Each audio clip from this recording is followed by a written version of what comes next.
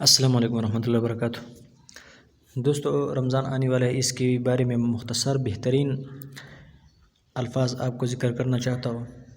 سب سے پہلے جب افطاری کی وقت آ جائے تو اس وقت کیا کہنا چاہیے، کون سا ذکر افضل ہے رمضان میں، سب ذکروں سے افضل ذکر رمضان میں کون سا ہے، اس کے بارے میں تھوڑا سا معلومات دینا چاہتا ہوں، لیکن ویڈیو آخر تک دیکھیے۔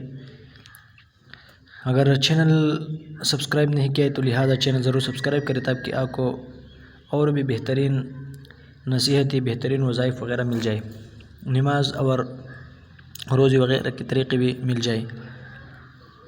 اب آتے ہیں اپنی ویڈیو کی طرف۔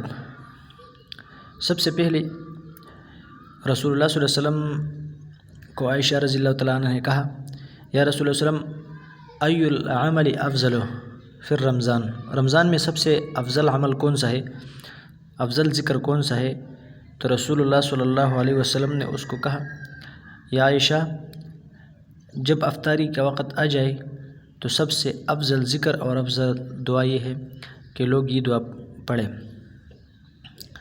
اللہم انک عفو تحب العفو فاعف عنا، اللہم انک عفو تحب العفو فاعف عنا۔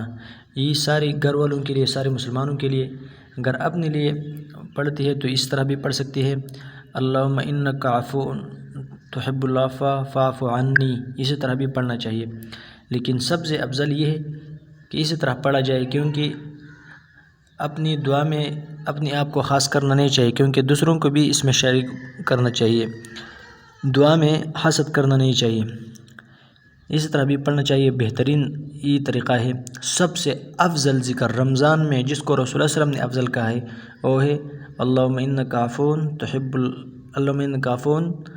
العفو فاعف عنا، اللہم انک عفو تحب العفو فاعف عنا، بس یہ پڑھنا ہے۔ اور ہم سب کو دعا میں یاد رکھنا، چینل ضرور سبسکرائب کریں۔